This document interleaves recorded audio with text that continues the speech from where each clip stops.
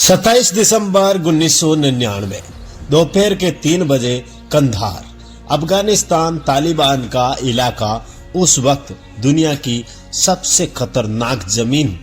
एक छोटा सा इंडियन गवर्नमेंट का प्लेन उतरता है। दरवाजा खुला और एक आदमी नीचे उतरे। साधारण कपड़े, कोई सुरक्षा नहीं। चारों तरफ तालिबान के लड़ाके थे। Tank, anti aircraft gun, AK-47 और उनके पीछे वे प्लेन खड़ा था जिसमें 176 जिंदगियां 3 दिनों से बंद थी। उनका नाम था अजीत डोभाल, इंडिया के इंटेलिजेंस ब्यूरो के स्पेशल डायरेक्टर, जो अकेले उस जमीन पर उतरे थे जहां इंडिया का कोई दोस्त नहीं था। उनका एक ही मकसद था, उस प्लेन में बंद 176 लोगों को जिंदा वापस इंडिया कैसे लाना है। लेकिन जो कीमत चुकानी पड़ेगी वो उस वक्त किसी को नहीं पता थी। अब आती है 24 दिसंबर 1999, क्रिसमस की रात। काठमांडू से दिल्ली इंडियन एयरलाइंस IC-814 यानी 814 174 लोग एक सी फ्लाइट शाम के 5:30 पर प्लेन उड़ा और 35 मिनट तक सब ठीक रहा। फिर 5 लोग उठे, चेहरे ढके हुए, हाथों में नाइफ और ग्रेनेड। एक पैसेंजर ने हाईजैकर का हाथ पकड़ लिया। उनका नाम था रूपन कटियाल, जो अभी अभी अपने हनीमून से लौट रहे थे। उन्हें वही चाकू मार दिया गया। कैबिन में चीखें थी और 176 लोग समझ चुके थे कि ये फ्लाइट दिल्ली नहीं जाएगी। फ्लाइट ने दिल्ली को कॉल किया। IC-814 हाईजैक प्लेन मुड़ा और अमृतसर आया। यहाँ प्लेन रोका जा सकता था। कमांडोज तैयार थे। रनवे ब्लॉक हो सकता था, लेकिन किसी ने ऑर्डर नहीं दिया और 40 मिनट जमीन पर खड़े रहने के बाद वो प्लेन इंडिया की नाक के नीचे से निकल गया। वो मौका दोबारा नहीं आया। प्लेन अमृतसर से लाहौर गया। पाकिस्तान ने फ्यूल देने से मना कर दिया। फिर दुबई, फिर मस्कट, हर जगह प्लेन को उतरने दिया गया, लेकिन कहीं से कोई मदद नहीं मिली। आखिरकार 27 दिसंबर को प्लेन कंधार पहुंचा, तालिबान के कब्जे वाले अफगानिस्तान में। उन 4 दिनों में प्लेन के अंदर का माहौल बदल रहा था। पहले दिन डर था, दूसरे दिन थकान, तीसरे दिन एक अजीब सी खामोशी। अब 176 लोग एक दूसरे को देख रहे थे। कोई रो नहीं रहा था, कोई चिल्ला भी नहीं रहा, बस बैठे थे।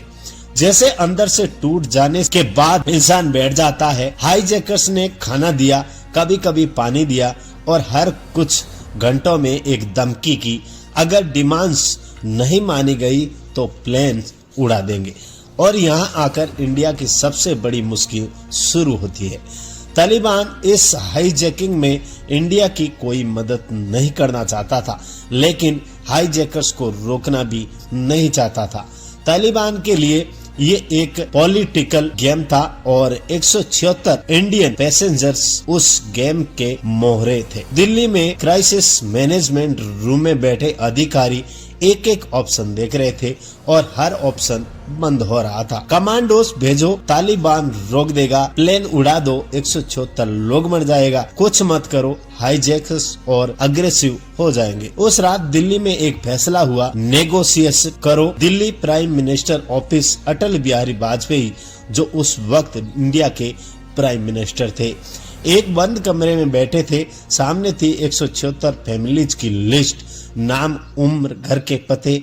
बाहर मीडिया था, बाहर फैमिलीज थी जो हर घंटे अपने किसी को वापस मांग रही थी। उनके सामने 2 रास्ते थे। एक, टेररिस्ट की डिमांड मान लो, अपने लोगों को वापस लाओ, लेकिन दुनिया को ये मैसेज दो कि इंडिया को ब्लैकमेल किया जा सकता है। दूसरा, डिमांड्स मत मानो, अपने लोगों को खतरे में छोड़ो और उस खतरे की जिम्मेदारी अपने कंधे पर उठाओ। अटल जी ने उस रात को महसूस किया होगा कि वो किसी भी इंसान के लिए सबसे भारी बोझ था।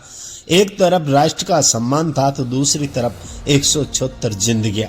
उन दिनों अटल जी की उम्र 75 साल थी। एक बीमार शरीर, घुटनों का दर्द और अब ये बोझ। रात को जब बाकी सब चले जाते, वह अकेले उस लिस्ट को देखते।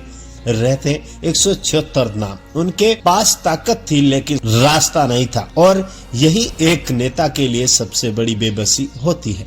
27 दिसंबर 1999 डोभाल कंधार पहुंचे। तालिबान के अधिकारियों ने उनकी टीम को एक छोटी सी जगह दी, एक कमरा, एक वायरलेस सेट, और बाहर तालिबान के लड़ाके। नेगोशिएशन शुरू हुई, लेकिन ये कोई नॉर्मल हाईजैक की तरफ से डिमांड्स आई। 200 मिलियन कैश और 36 टेररिस्ट की रिहाई। उनमें से एक नाम था जो बार बार आ रहा है, मसूद अजहर। डोभाल ने हाईजैकर से बात की, शांत आवाज में, बिना किसी पैनिक के। उनका काम था डिमांड्स को कम करना, एक एक करके। नेगोशिएशन का असली खेल ये नहीं था कि डिमांड्स कम करवाओ, असली खेल था हाईजैक को ये एहसास दिलाना कि उनके पास वक्त है, जबकि वक्त असल में खत्म हो रहा था। डोभाल हर बातचीत को लंबा खींचते, एक डिमांड पर घंटों बहस करते।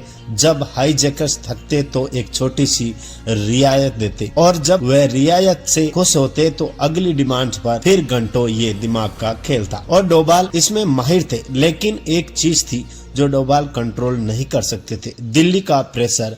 हर रात दिल्ली से एक कॉल आती, कितना हुआ, कब होगा। फैमिली सड़कों पर है, मीडिया चिल्ला रहा है, और हाईजैकर्स ये सब जानते थे। ISI उन्हें minute to minute Indian media की अपडेट दे रहा था, कौन सा चैनल क्या कह रहा है, दिल्ली में कितना प्रेशर है, फैमिलीज क्या मांग कर रही है। हाईजैकर्स नेगोशिएशन टेबल पर बैठकर डोभाल को इंडिया का प्रेशर दिखा रहे थे। जब डोभाल नेगोशिएशन को टेबल पर बैठते तो सामने वाले को पता था कि इंडिया कितना टूटा हुआ। 7 दिन डोभाल हर सुबह उठते, वायरलेस पर बात करते, डिमांड्स कम करवाते, और रात को एक रिपोर्ट दिल्ली भेजते। $200 मिलियन की डिमांड हट गई। 36 टेररिस्ट की लिस्ट 36 से घटकर 20 पर 20 से 10 पर आई, लेकिन एक नाम नहीं हटा, मसूद अजहर। उन दिनों डोभाल के चारों तरफ तालिबान के लड़ाके थे, कोई बैकअप नहीं, कोई कमांडो नहीं, कोई सेफ एग्जिट नहीं। अगर हाईजैकर्स ने कुछ कर दिया तो उनकी टीम के पास भागने की कोई जगह नहीं थी, और दिल्ली में अटल जी पर प्रेशर हर दिन पड़ रहा था। 31 दिसंबर आ रही थी, हाईजैकर्स ने डेडलाइन दे दी थी, उसके बाद वह पैसेंजर को नुकसान पहुंचाने लगेंगे।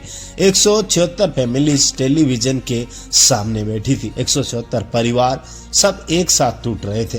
31 दिसंबर 1999 को अटल जी बिहारी वाजपेयी ने अपनी कैबिनेट बैठक बुलाई। सामने 3 नाम थे, मसूद अजहर, उमर सैद और मुश्ताक जरगर। 3 टेररिस्ट जिन्हें छोड़ने की मांग थी। कैबिनेट जानती थी कि ये तीनों कितने खतरनाक थे, इन्हें छोड़ना एक बड़ी गलती होगी। लेकिन कैबिनेट ये भी जानती थी कि 176 लोग उस प्लेन में थे। अटल जी ने देर तक चुप रहे, फिर उन्होंने धीरे से कहा, हमारे पास कोई रास्ता नहीं है, वह 3 टेररिस्ट रिहा किए जाएंगे। उस रात को जो फैसला हुआ वो इंडिया के लिए सबसे भारी फैसलों में से एक था। डोभाल को जब ये नहीं बताया गया तो उन्होंने कुछ नहीं कहा, बस एक लंबी चुप्पी थी। उस रात के फैसले का बोझ शायद सबसे ज्यादा एक ही इंसान ने उठाया। उन्होंने एक इंटरव्यू में बताया कि हम वो नहीं कर पाए जो कि एक हमारे शक्तिशाली राष्ट्र को करने चाहिए था।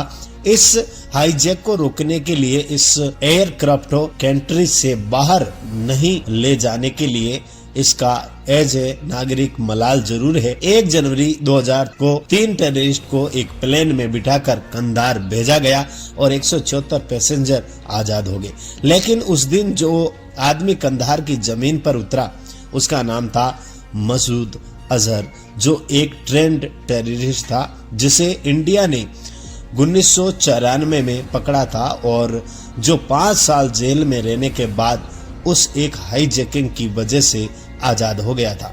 मसूद अजहर के आजाद होने के 2 महीने के अंदर पाकिस्तान में जैश ए मोहम्मद बन गई और फिर दिसंबर 2001 पार्लियामेंट पर हमला होता है। जैश ए मोहम्मद 2016 की पूरी अटैक, 19 इंडियन सोल्जर शहीद, 2019 पुलवामा CRPF की बस पर सुसाइड अटैक, 40 जवान शहीद। जैश ए मोहम्मद को वो एक रात, वो एक फैसला, वो एक नाम